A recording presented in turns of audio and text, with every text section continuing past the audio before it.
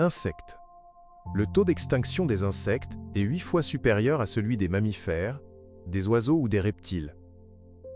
La crise est particulièrement grave pour les pollinisateurs, notamment les abeilles, dont le rôle dans les écosystèmes et l'agriculture est crucial. Les abeilles sauvages et domestiques pollinisent 75% des cultures agricoles et 90% des plantes à fleurs sauvages.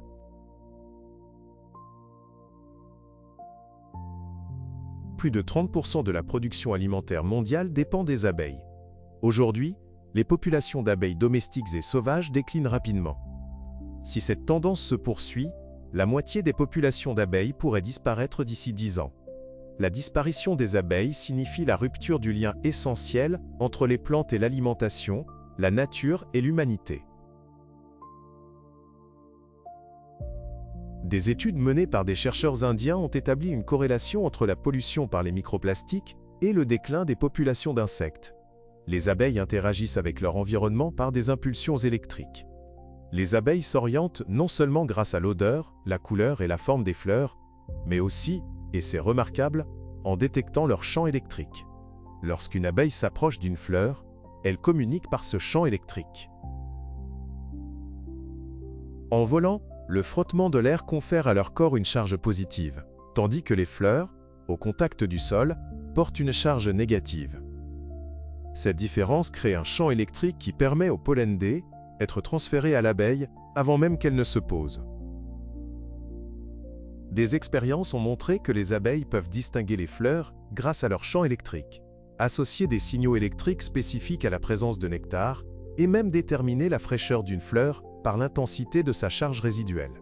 Après le passage d'une abeille, son champ électrique s'affaiblit et les autres abeilles peuvent interpréter ce signal comme indiquant une moindre richesse en nectar. De plus, la charge électrique propre à l'abeille peut stimuler la plante et l'inciter à libérer son parfum, attirant ainsi davantage de pollinisateurs. Un véritable système de communication électrique existe donc entre les abeilles et les fleurs. La charge électrostatique portée par les microplastiques et les nanoplastiques perturbe les impulsions électriques des abeilles, affectant leur cerveau et leur système nerveux. De ce fait, les abeilles ne peuvent plus reconnaître les fleurs, localiser le nectar, retrouver leur chemin vers la ruche, ni identifier les membres de leur colonie. Même de faibles doses de microplastiques peuvent leur être mortelles.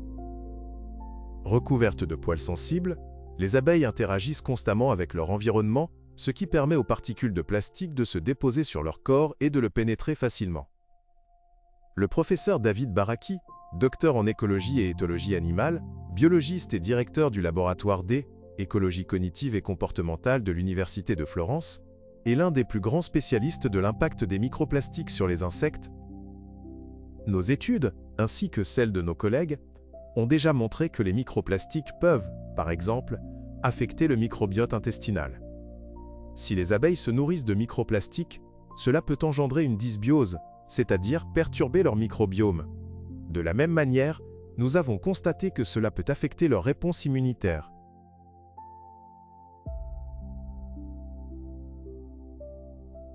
Ainsi, les abeilles domestiques et les bourdons présentent une forme d'immunodépression et ne sont plus capables de lutter contre les infections. Leur comportement peut également être altéré. Par exemple, l'apprentissage et la mémoire sont affectés, alors que le polyéthylène ne semble pas avoir d'impact majeur sur les abeilles domestiques. Le polyéthylène a un impact important non seulement sur la survie, mais aussi sur l'apprentissage et la mémoire.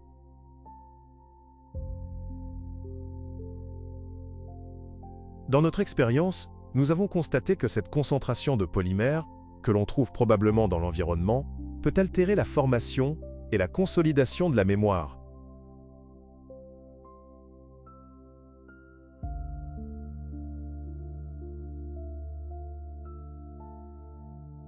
C'est évidemment alarmant, car, comme je l'ai dit, une bonne capacité d'apprentissage et de mémorisation est essentielle pour les abeilles domestiques. Lorsque des microplastiques pénètrent dans le corps d'une abeille par l'alimentation ou l'air, ils endommagent son intestin, perturbent son métabolisme et sa fonction reproductive, affaiblissent son système immunitaire et modifient son comportement, pouvant même lui faire perdre la capacité de s'orienter.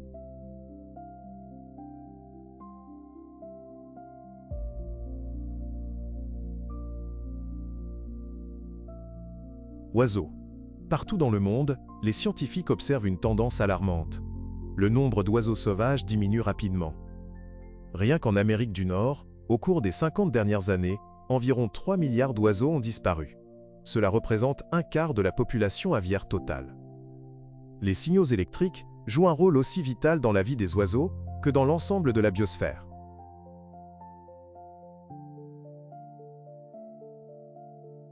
Le système nerveux aviaire fonctionne grâce à la transmission de signaux électriques du cerveau à toutes les parties du corps. Ces impulsions contrôlent les mouvements des ailes, de la queue et du corps en vol, la vision et la coordination, ainsi que les réponses cognitives, comme par exemple la fuite face aux prédateurs. Le chant et la communication vocale. Les oiseaux sont de véritables navigateurs vivants, capables de parcourir des milliers de kilomètres et de revenir précisément aux mêmes endroits année après année. Les scientifiques ont découvert que de nombreux oiseaux migrateurs utilisent le champ magnétique terrestre pour s'orienter. Imaginez un avion. Un pilote voit un écran radar avec des lignes et des repères pour éviter de se perdre dans le ciel. Pour les oiseaux, leurs yeux jouent ce rôle de radar. Des molécules spécialisées présentes dans leurs yeux détectent à la fois la lumière et le champ magnétique terrestre, les convertissant en signaux électriques. Dans le cerveau, ces signaux forment une image où les lignes de champ se superposent au monde réel. Un oiseau voit simultanément les nuages, la terre ferme et son radar magnétique, ce qui lui permet de maintenir son cap dans n'importe quelle direction avec aisance. Les microparticules et nanoparticules de plastique chargées électrostatiquement qui pénètrent dans le corps d'un oiseau perturbent les impulsions électriques et le fonctionnement de son système nerveux. Cela entraîne une perte de coordination motrice, un affaiblissement de la mémoire et des capacités d'apprentissage, ainsi qu'une altération de la vocalisation et de l'orientation spatiale. Extérieurement, cela se manifeste par un vol de plus en plus erratique, un comportement instable et des gazouillis encore plus faibles et saibles. Les oisillons sont particulièrement vulnérables. Nombre d'entre eux ne survivent pas jusqu'à l'âge adulte, et ceux qui y parviennent présentent souvent des troubles cognitifs. Mais ce n'est pas tout. Les plastiques endommagent le foie, les reins, l'estomac et le cerveau des oiseaux, provoquant des symptômes semblables à la maladie d'Alzheimer. Même les oiseaux qui semblent en bonne santé perdent la capacité de prendre soin correctement de leurs partenaires et de leurs petits, ce qui réduit considérablement leurs chances de reproduction.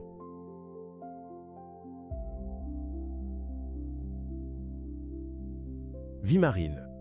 Sous la surface règne un monde unique, où la vision s'affaiblit et les sons se déforment. Dans ces conditions, la vie marine perçoit la réalité différemment grâce à elle, électroréception, la capacité de détecter de faibles champs électriques et de s'orienter grâce à eux.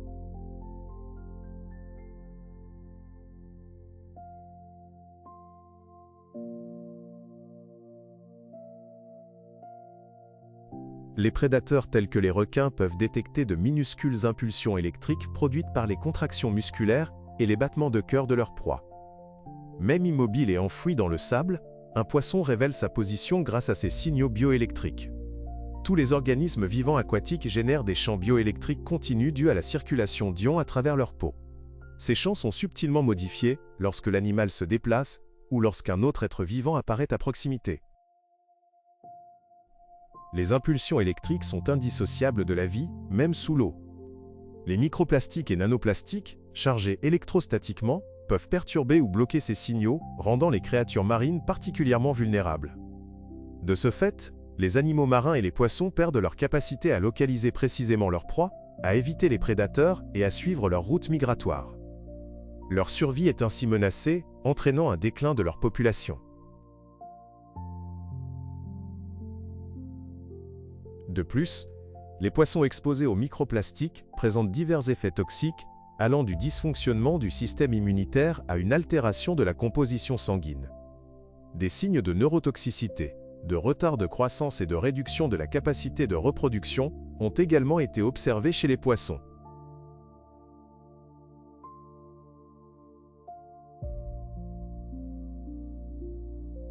Tous les processus de la biosphère reposent sur des impulsions électriques extrêmement subtiles. Ce sont ces impulsions qui sont perturbées par les microplastiques et nanoplastiques chargés électrostatiquement. Ces particules ont déjà envahi tous les environnements et se sont intégrées à tous les écosystèmes. Les exemples cités ici ne représentent qu'une infime partie d'un problème global. Des perturbations se produisent dans toute la biosphère, sans exception, et les conséquences sont les mêmes partout. Distorsion de la transmission des signaux, rupture des connexions biologiques, dysfonctionnement des systèmes vivants, et finalement, la mort de la vie elle-même. Les microplastiques et nanoplastiques sont omniprésents, et tout ce qu'ils touchent se meurt lentement. Ces particules chargées perturbent les impulsions biologiques naturelles qui constituent le fondement même de la vie.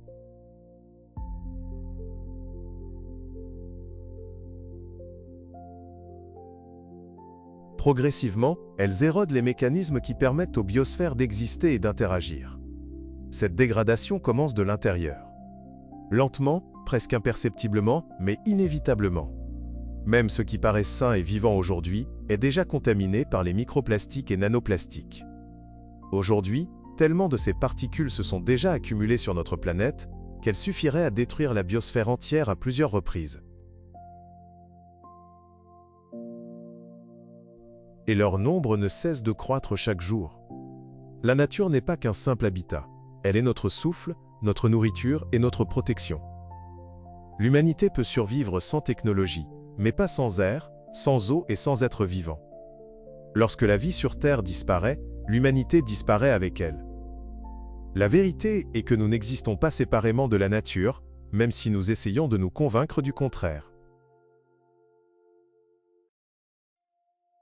Nous en faisons partie intégrante. Vous l'aurez sans doute deviné, nous allons parler de nous. Oui, de nous. L'impulsion vitale.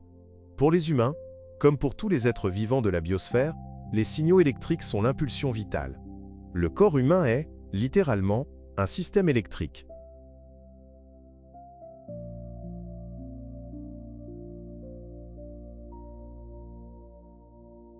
Le cerveau fonctionne grâce à des impulsions électriques, le cœur bat grâce à la transmission de signaux électriques entre les cellules, et les muscles se contractent lorsqu'ils reçoivent des signaux du système nerveux.